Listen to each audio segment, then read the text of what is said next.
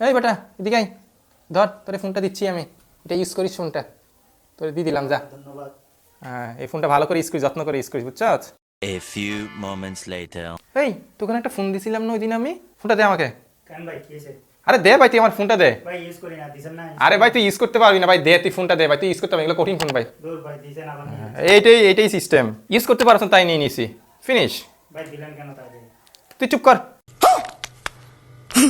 বর্তমানে mobile phone ওয়ার্ল্ডটাতে এই ঘটনাটাই ঘটতেছে, এটা অনেস্টলি 2018 সালে শুরু হওয়া যাত্রা রিয়েলমির, ওরা কিন্তু তখন আসলে ওপ্পোর একটা সাব ব্র্যান্ড হিসাবেই আসছিল। পরবর্তীতে ওরা সম্পূর্ণরূপে স্বাধীন হয়ে গেছে এবং ওরা সম্পূর্ণ নিজেদের মতো করে প্রোডাক্ট ডিজাইন, ইভেন ওদের প্রোডাক্টের ফিচার্স এভরিথিং, ইভেন ওদের যে ইউআইটা ছিল সেটাও ওদের নিজস্ব ছিল। কিন্তু হুট করে কি হইলো বিবিকে ইলেকট্রনিক্সের সাথে, ওরা হঠাৎ করে বললো যে ভাই যা তোরা একা থাক, তোরা একা ভাবে তোরা রিসার্চ কর, সব কিছু কর, ঠিক আছে ওকে। রিয়েলমি আস্তে আস্তে আস্তে ডাউন হতে থাকলো এবং ডাউন হওয়ার পর কি হইলো, হুট করে এখন আবার 2025 সালে শেষের দিকে এসে ওপ্পো ডিসাইড করলো কি যে না, রিয়েলমিকে ওরা এখন ওদের সাব ব্র্যান্ড হিসেবে আবার নিয়ে আসবে। অর্থাৎ এই 2026 থেকে রিয়েলমি এগেইন আবার ওপ্পোর সাব ব্র্যান্ড হিসাবে মার্কেটে আসতে যাচ্ছে। তো হ্যাঁ, এটার জন্য যে একেবারে সব ক্ষতি হবে তাও না, এটার জন্য কিছু লাভবানও হবে, কিছু ক্ষতিও হবে। যদিও ওপ্পোর পক্ষ থেকে বলা হয়েছে যে এটার ফলে যে ওপ্পোর যে 50টা সার্ভিস সেন্টার আছে সারা বাংলাদেশ ব্যাপী, ওখানে ওরা সেম জিনিসটা অর্থাৎ এই রিয়েলমির এই ফোনগুলো ওখানে সার্ভিসিং করা যাবে। সো এই জায়গায় একটা ব্যাটার হবে এবং